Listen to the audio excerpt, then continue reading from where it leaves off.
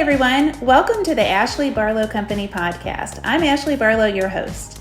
If you are a parent, a teacher, or someone who works at a school, or you're a community member, a volunteer, or a staff member at an organization that supports people with special education plans, a coach, a tutor, or even a grandparent, you're in the right place.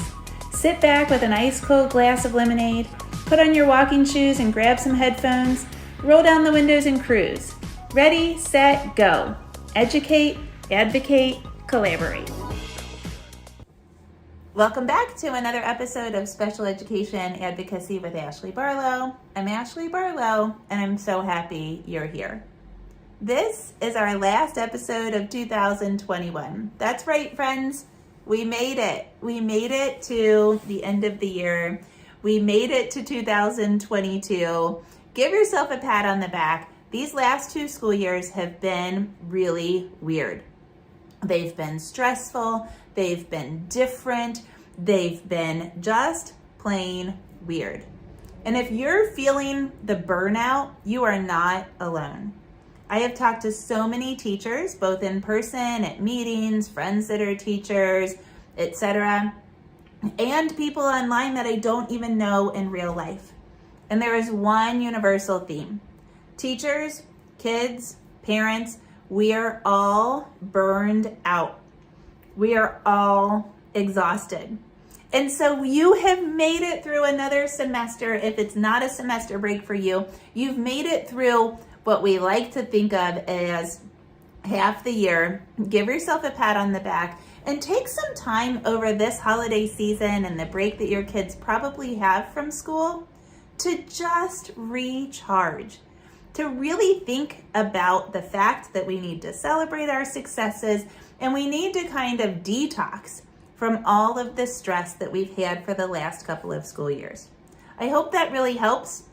That's kind of my pep talk to you. And what we're talking about this week is we're continuing to talk about how to get organized, what to do with all the paperwork. And so last week in the last episode, I talked to you about how to get organized. And today I want to give you one idea about what to do with this paperwork that you've now organized. What are we going to do with what we've kept inside those binders? I am still recovering from the flu, and so I will apologize for my throat clearing and maybe even a little cough. I have a cough drop in, so hopefully we get through this episode. So I'm going to talk to you about how to track goals and also how to track progress on or how to track results from evaluations. Those are the 2 topics that we're going to talk about today. And basically what we're talking about is assimilating the data from all of that paperwork that you have into some kind of chart or some kind of document so that you can help to make sense of it. Because the story over time really does then become significant. It helps to tell the story and it helps us to advocate for the child. Before we do that, I want to invite you to my Special Education and Advocacy Conference, which I am hosting on January 22nd, 2022. We are going to go from 9 until 1 Eastern Time, 9 a.m. to 1 p.m. Eastern. The conference is entirely free. I should have over 15 presentations, maybe as many as 20. I've got 20 slated. Let's see if they all come in. So almost or close to 20 hours of special education advocacy training. I still have here on my desk the list of topics that the conference is going to include. And the list includes, but is not limited to, inclusion, behavior, communication, specific learning disabilities like dyslexia, evaluations and eligibility, general advocacy strategies, the intersectionality and disproportionality that we see in special education for children of color and children that are living in poverty, transition to adulthood, some civil rights issues, and preschool specific issues. Big, full agenda, up to 20 presentations. The conference will be held live, but all pre-recorded on January 22nd, 2022. And if you aren't able to attend live, you can purchase a VIP pass. They're just $49, and that will give you on-demand access to the entire conference for about 30 days, probably more, but at least 30 days after the conference.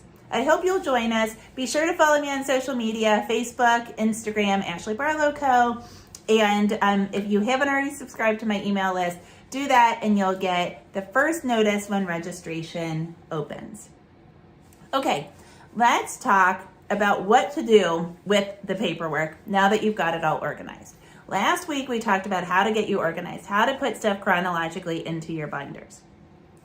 I think it's super important to have that documentation, but then, let's kind of keep it simple. Let's cut to the chase. Let's use that information to strengthen our advocacy.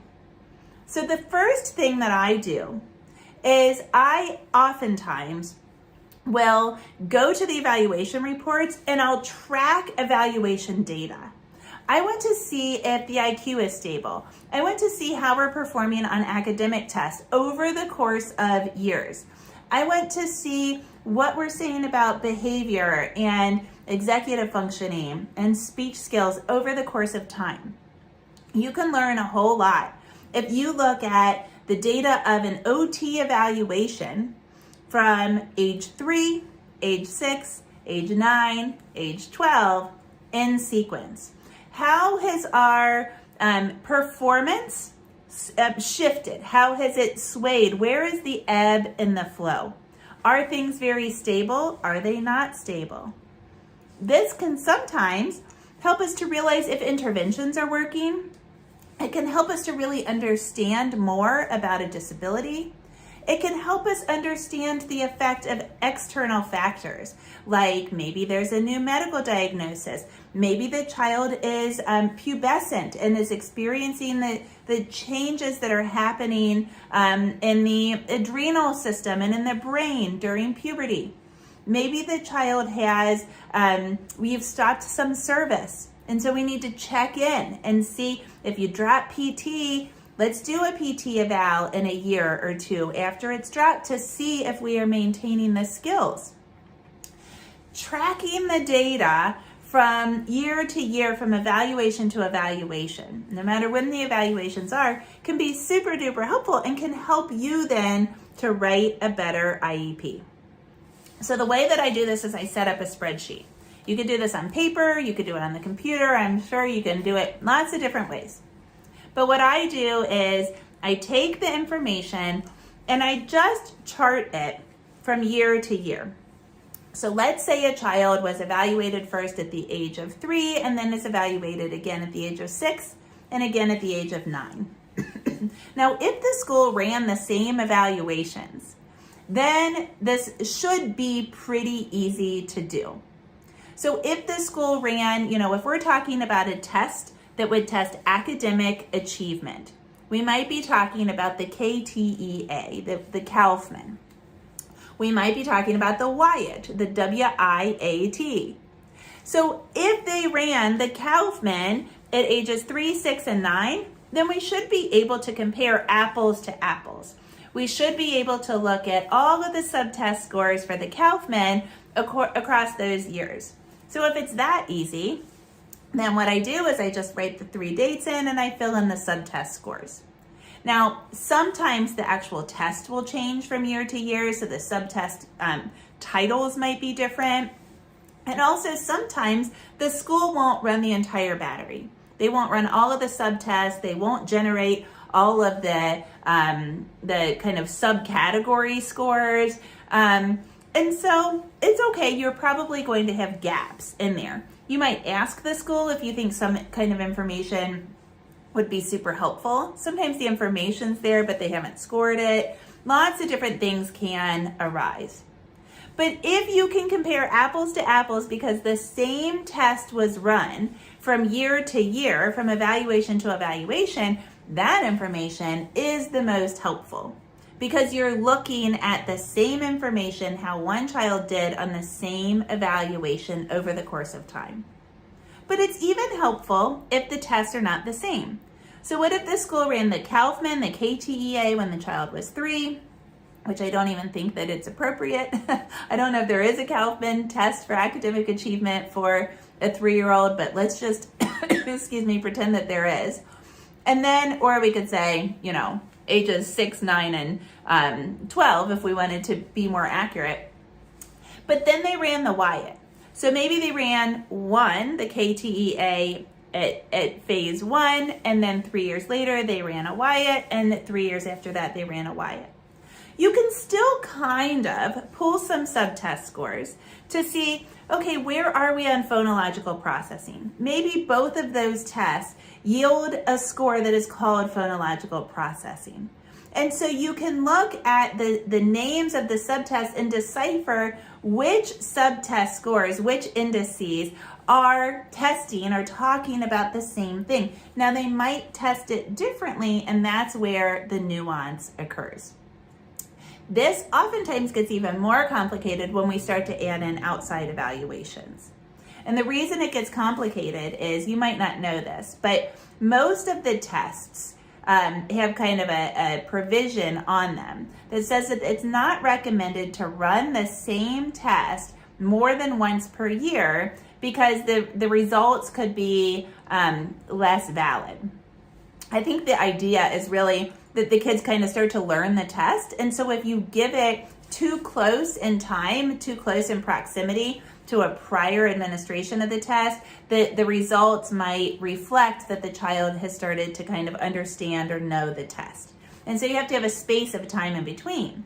So if you do an independent evaluation, an IEE, or if you just simply pay for it and want for your child to be evaluated outside for some other reason, maybe it's routine, maybe you do want to double check the school's evaluation, maybe it's accidental, sometimes it's accidental, chances are you're going to get 2 different tests run. So if you're testing academics, you're probably going to get the Wyatt and the Kaufman, the KTEA and the Wechsler scales. And so we're looking then at those subtest names, the things that test the same areas, but they're going to test them differently. But we can still learn a lot when we compare them. And so that's why I chart them. Now, what are we going to see? We're going to see relative strengths and relative weaknesses. We're going to know more about the child's profile when we track the scores. So we're going to see maybe we've got a relative strength in gross motor, but we've got relative weaknesses in fine motor. Well, that tells us then that we need to capitalize on those gross motor skills, and maybe the child's like really motor driven and gross motor activities just really help the child to achieve. So then we can incorporate some gross motor activities into the child's learning. But if we have a relative weakness in fine motor skills, then we know that maybe we shouldn't assess the child with fine motor assessments. Maybe assessments shouldn't involve a writing component. Because if the child is forced to write their answers on something, you're not going to get an accurate representation of what they actually know, because they might be too taxed by the writing task in order to produce the answers. And so you're not going to get good answers. We might learn more about the way that the child's brain functions. In those cognitive tests, we might be able to identify that a consistent relative strength is the child's ability to fluidly reason, their ability to kind of like make sense of different ideas that come in and then put them into some kind of reasonable thought structure. This might mean that the child is super good at math. But if we have a really good fluid reasoning and we don't have super good short-term or working memory, then we need to consider that when we're developing the specially designed instruction for that child. And so as we look at this from year to year, what we're looking to see is, do those relative weaknesses and relative strengths remain consistent from year to year, from evaluation to evaluation? So comparing them can really be helpful. Now, I compare data all the time. I have a ginormous spreadsheet that tracks Jack's blood work, because Jack's blood work is very rarely all in the green. When we get ours from our children's hospital, we get this range of where the green is, and you can be above the green or you can be below the green. And Jack is very rarely in the green on every single thing on a CBC or on a, ferritin count or whatever we're looking at. And so what I want to know is, are his basophils always low? Is that just the way that Jack is made? Was the doctor concerned about those low basophils when Jack was 2.5 years old? Are Jack's neutrophils always low or always high or whatever it is? I want to know what is true to Jack, because that helps me see what his, I'm going to call it biological makeup is. I know that isn't his biological makeup, but what his blood work trends are. And if they're consistent and nobody's cared about him in the past, then I can be assured that nobody's going to care about those things that are outside of the green in the future. It helps me to kind of understand and anticipate where we might need to change medication or where we might need to track our medical concerns. So that's how we track information and evaluations. Another thing that I have started doing since the Andrew F. case is I have started tracking goals. The Andrew F. case gave us lots and lots of information. If you don't know, that's the United States Supreme Court and the most recent Supreme Court case that we have in special education. But one of the things that it said very specifically is that a child is entitled to appropriately ambitious goals that allow the child to either advance from grade to grade or that allow the child to make progress that is reasonable in light of the child's circumstances. Those aren't verbatim quotes, but that's basically what it's saying. And so what I am looking for is I am looking to make sure that the goals get upped, that the ante on the goals gets upped. We want to up the ante from year to year, from goal to goal. And we want to build upon goals. And to the extent that we abandon a goal, we want to make sure that we are maintaining the skills in that particular area, that area of development or the area of, of academics or of behavior regulation or whatever, so that we don't need to come back and then address that goal again. And what was happening, the reason why I started doing this was I was reading a lot of IEPs where a child would be working on one skill. Maybe it's identification of coins. Do you know that a quarter is a quarter and that it's worth 25 cents? And that goal might exist in 2nd, 3rd, and 4th grade. So I was seeing the same exact goal get repeated from year to year. And a lot of times it was something that involved kind of rote memorization like that. There's some visual processing in that, but really it's memorization. And so I was thinking, gosh, if we aren't memorizing what the coins look like well and how much they're worth well, then we probably need to change the instruction. Or maybe even we're bored. Maybe we need to work on some other skill. Maybe we need to now work on rounding up to the next dollar or something. And so I started tracking, but what was interesting is once I started tracking goals, what I realized was that some goals were coming back absolutely verbatim. A school would abandon the goal for 4 or 5 years, sometimes just 1 year. And then it would come back and the exact same goal would be on the IEP. So we might have a goal in 1st grade, not in 2nd grade, but the exact same goal was back on the 3rd grade IEP. And that, in my opinion, is violative of those provisions in the Andrew F. case that say that the ante has to keep going up. We have to make progress that is meaningful to the child in light of the circumstances. And certainly recycling old goals is not indicative of meaningful progress. So I really started to learn a lot as I started to track goals. And it really has helped my advocacy as I try to get things to continue down the line so that we continue on this trajectory of growth in all areas that need to be addressed by the IEP. So how do I do it? Well, this one's a little trickier because it's really just kind of about how you label a goal. So what I do is I do 1st grade, a column for 1st grade, a column for 2nd grade, a column for 3rd grade. Now, Some children will have multiple IEPs in the same year, and the goals will change throughout the course of the year. So then, of course, you're going to do it by date. Here's the January IEP, the February IEP, the March IEP, whatever it is. And then I write down the goals. So underneath the first grade IEP, just to keep it easy, I write down all the goals. Then I label them. So this is math comprehension, this is math computation, this is transition to new activities, this is attention, sustaining attention. I just kind of label them. It doesn't really matter what the labels are. Because then in second grade, what I'm looking for is, did the math computation goal change? Did we go from addition and subtraction to multiplication and division? Did we go from single digit multiplication to double digit multiplication? If we do those, then we're in good shape.